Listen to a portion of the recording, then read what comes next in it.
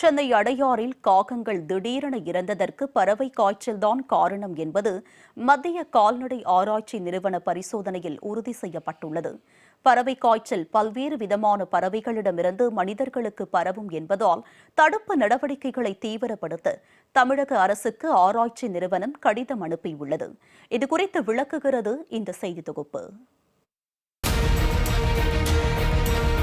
சென்னையில் கடந்த மாதம் அடையாறு இந்திராநகர் பூங்கா மற்றும் சுற்றியுள்ள பகுதிகளில் காகங்கள் திடீரென இறந்து கிடந்தன. கடந்த மாதம் 5ஆம் தேதி முதல் 8ஆம் தேதி வரை 14 காகங்கள் உயிரிழந்த நிலையில் புதன்கிழமை 4 காகங்கள் திடீரென உயிரிழந்தன. முதலில் இதை சாதாரணமாக எடுத்துக்கொண்ட அப்பகுதி மக்கள் அடுத்தடுத்து காகங்கள் இறப்பது தொடர்ந்ததால் மாநகராட்சிக்கு இது பற்றி தகவல் அளித்தனர். அடையாறில் மட்டும் நடந்த நிகழ்வு என்பதால் விஷத்தன்மை காரணமாக இறந்திருக்கலாம் என சந்தேகிக்கப்பட்டது. அதன் அடிப்படையில் காகங்கள் உயிரிழப்புக்கான காரணத்தை கண்டறிய மத்திய பிரதேஷ் மாநிலம் போபாலில் உள்ள மத்திய கால்நடை ஆராய்ச்சி நிறுவனத்திற்கு காகங்களின் மாதிரிகள் அனுப்பி வைக்கப்பட்டன. பரிசோதனை முடிவுகள் தமிழக அரசின் தலைமைச் செயலருக்கு அனுப்பப்பட்டது. அதில் H5N1 என்ற வைரஸ் தொற்று பாதிப்பு காரணமாகவே காகங்கள் இறந்தது உறுதி செய்யப்பட்டுள்ளதாக தெரிவிக்கப்பட்டுள்ளது. பறவை காய்ச்சல் பரவல் அதிகரித்துள்ளதாலேயே இந்த உயிரிழப்புகள் ஏற்படுவதாகவும் இதனால் பொதுமக்கள் யாரும் இறந்த காகங்களை தொட வேண்டாம் என்றும் அறிவுறுத்தப்பட்டுள்ளது. இவ்வகை பாதிப்பு கோழிகள், பறவைகள், மனிதர்கள் உள்ளிட்டோருக்கும் பரவும் என்பதால் வைரஸ் தொற்று பரவலை தடுக்க தீவிர கண்காணிப்பு அவசியம் என்றும் கோழி மற்றும் வாத்து பண்ணைகளில் கண்காணிப்பை தீவிரப்படுத்துவது முக்கியம் என்றும் அறிவுறுத்தப்பட்டுள்ளது.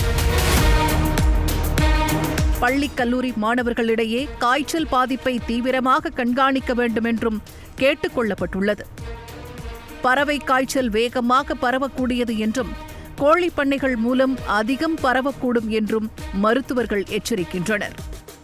இந்த H5N1 என்று சொல்லக்கூடிய இந்த கொடிய வைரஸ் வந்து நல்ல அதோட நீங்கள் பரவும் முறையை பார்த்தீங்கன்னா ரொம்ப ஃபாஸ்ட்டாக பரவும். இந்த பறவைகள் வந்து அடையக்கூடிய இடங்கள்லாம் நம்ம மனிதன் வாழக்கூடிய இடத்துக்கு ஒரு அருகில் இருக்கிறதுனால நமக்கும் அது வருவதற்கு வாய்ப்பு இருக்கிறது. அப்போது இது தடுக்கிறதுக்கு என்ன செய்யணும்? ஒரு காகம் அதனால் பாதிக்கப்பட்டு இறந்துருந்தால் அது நம்ம உடனே என்ன செய்வோம்?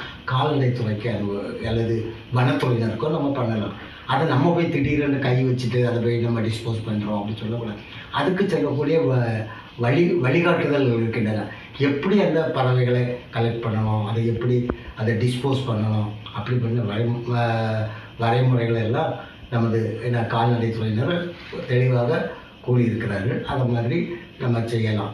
அப்புறம் இது காற்றினால் பரவக்கூடிய ஒரு வைரஸ்ன்றதுனால நம்ம எப்பவும் அதை ஒரு அனிமலோட ஒரு க்ளோஸ் கான்டாக்ட் வைக்கக்கூடாது. தங்கள் பகுதியில் காகங்களோ அல்லது இதர பறவைகளோ அசாதாரணமாக இறந்தால் பொதுமக்கள் உடனடியாக உள்ளூர் மாநகராட்சி அல்லது கால்நடைத்துறை அதிகாரிகளுக்கு தகவல் தெரிவிக்க வேண்டும் என்று பொது சுகாதாரத்துறை அறிவுறுத்தியுள்ளது.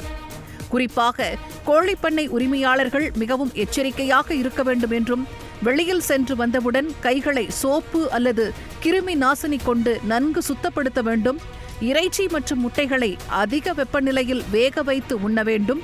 இறந்த பறவைகளை 8 முதல் 10 அடி ஆழத்தில் புதைக்கவோ அல்லது எரிக்கவோ வேண்டும் உள்ளிட்ட பல்வேறு அறிவுறுத்தல்களை சுகாதாரத்துறை வழங்கியுள்ளது.